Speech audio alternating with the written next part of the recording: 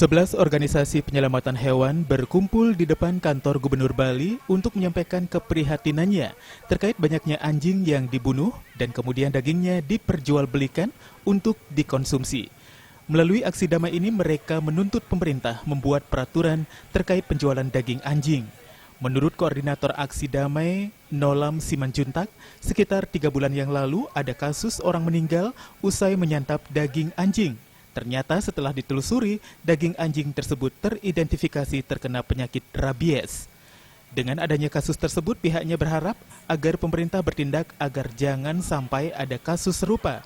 Selain itu, pemerintah juga harus menutup warung makan yang menjual daging anjing. Ada warung namanya warung RW. Ya.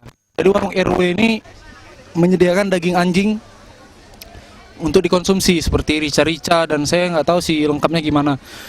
Nah, dan realita yang kita ketahui bahwa anjing-anjing yang yang dijadikan makanan ini, kita nggak tahu dia asalnya dari mana. Kita nggak tahu apakah mereka ambil dari jalanan, sementara persentase rabies itu masih tinggi sekali gitu. Jadi itu sangat berbahaya dan juga ada yang dicuri. Ada yang dicuri dari rumah warga, ada juga yang di breeding, anjing lokal di breeding. Dan itu sangat-sangat nggak pantas karena anjing itu bukan hewan ternak. Dalam aksi damai ini ditandatangani petisi Stop Jual Daging Anjing.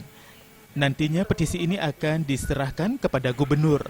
Organisasi penyelamatan hewan yang turun dalam aksi ini seperti Barch, Smile for Dogs, Sunset Vet, Animal Santi, Paws Charm, The Bullhead, Villa Kitty, Bali Dog Lover, Bali Steril, Saving Bali Dogs and Puppies, dan Say No to Dog Meat.